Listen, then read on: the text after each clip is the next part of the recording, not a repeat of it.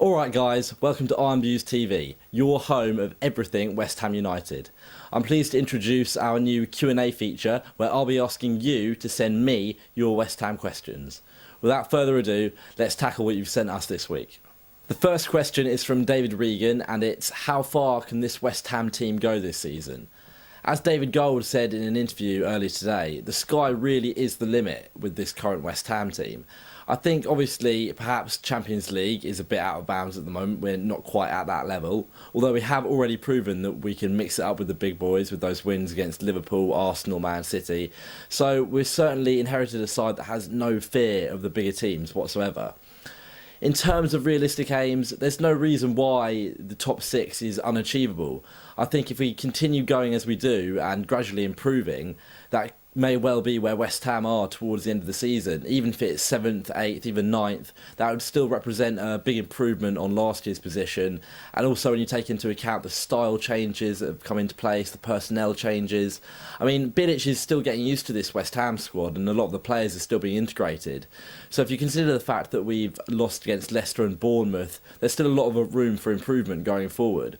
I think that's what's so exciting when you think that even the likes of Alex Song, Antonio, they haven't even been integrated into the team yet we're still putting out great results and we can improve. With that in mind, there's no reason why we can't really go for a high top half finish and get within that maybe 6th to 9th range. The next question is from Grand Omer and it's, do you think the owners are investing enough into the club? And if yes, why can't we see the side getting continually better every year? I think to address your first question there, the owners are absolutely investing enough money into the club.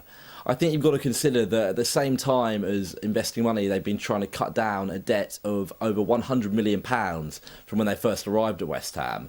So when you take that into account and consider all the big money players we've signed, we've got Andy Carroll in, Matt Jarvis early on in their reign. I mean, obviously not the best examples, but they were, with their best of efforts, trying to get the club up, trying to put money in to take us up the leagues.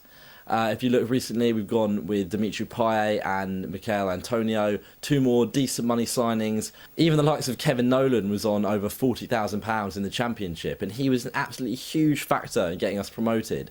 And that's no average player to go and sign after you've just been relegated, seemingly in a dire position. From minute one, Gold and Sullivan have been putting their cash into the club and trying to really improve the situation. And then moving on to the second point, I think it's very easy to say that West Ham haven't improved over the last 3 or 4 years, considering we came up to the Premier League, we finished 10th, and from there we've then gone on to finish 12th and 13th. If you look at it like that without really digging deeper, it may seem as if we haven't really gone forward, we're sliding towards relegation. But what you've got to remember is that Sam Allardyce was a key man in steadying the ship. It wasn't always about moving up the league, it was about having a stable base to take us into this next phase in our future, which will be the Olympic Stadium.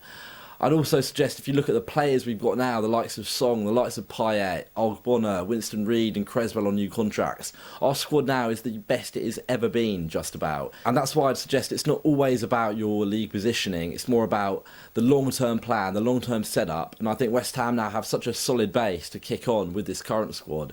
It really has been a massive improvement from the first time they took over the club and up to now. Financial fair play is obviously another factor that has limited our expenditure at times, and although I know David Sullivan may seem to mention it more than any other owner in the Premier League, it does hold an element of truth that there are some players it simply would not be possible to sign.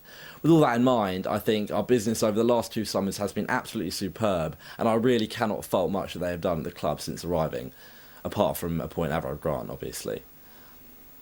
Next up we have Matthew asking, should Andy Carroll come straight back into the West Ham team? Surely he should prove his fitness first.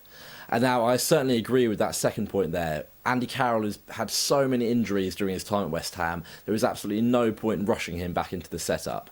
I think we've got to slowly bring him on as a sub over the next few weeks, maybe even the next month, to make sure he's fully up to speed. There's no little niggle that's going to bring him down 20 minutes into a match if he starts. There's absolutely no need to rush, especially as we've got such good striking options at the club now.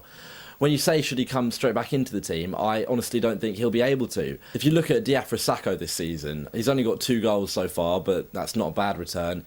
The more important thing is his work rate is absolutely tremendous. He reminds me of Jamie Vardy in the sense that he never ever gives up from minute 1 to minute 90. He's running, he's pressuring defenders, he's bringing them out of position. He does not let up, which is obviously a huge drain on their fitness and on everything they're doing.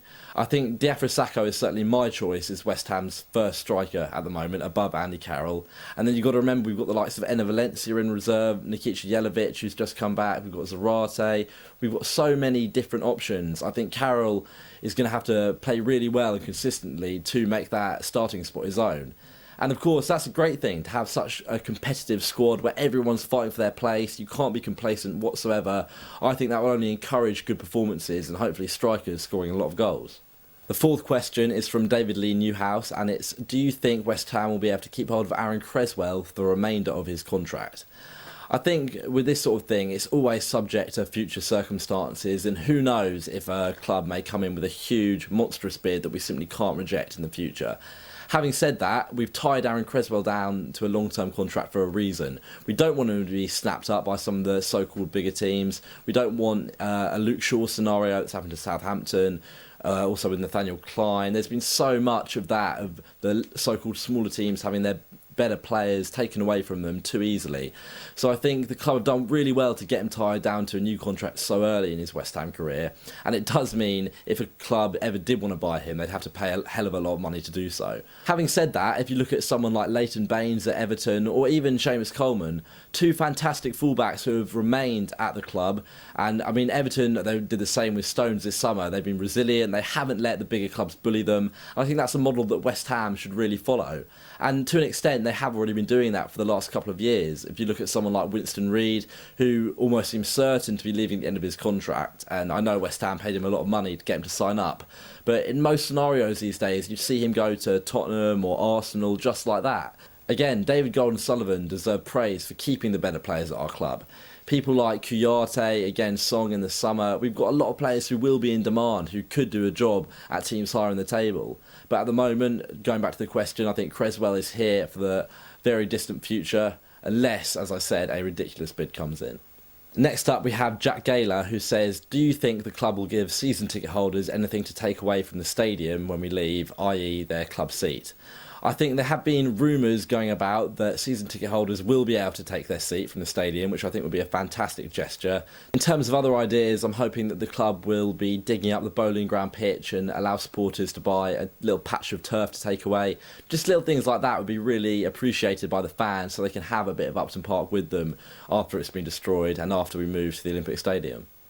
An interesting question from Max Shepherd: where do you think the club will need to invest in the January transfer window?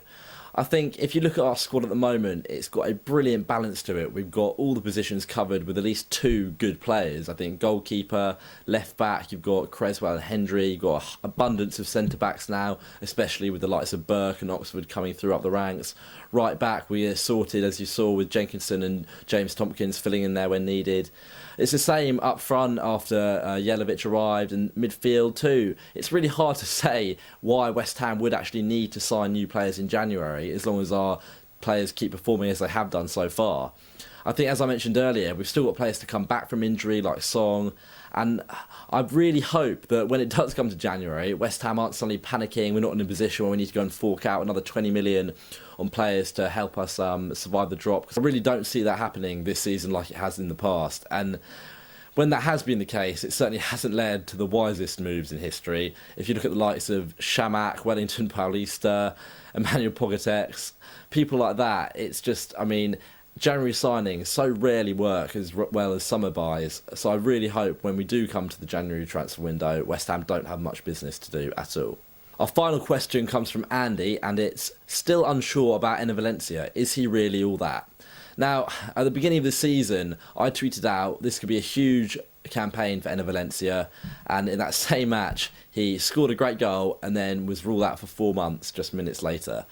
It's been that kind of career for him at West Ham so far. He's had very hot and cold moments. He's scored a few spectacular goals. It seems to me that he's only capable of scoring weird and wonderful goals. If you think about the whole strike, the couple of headers he's scored, absolutely brilliant.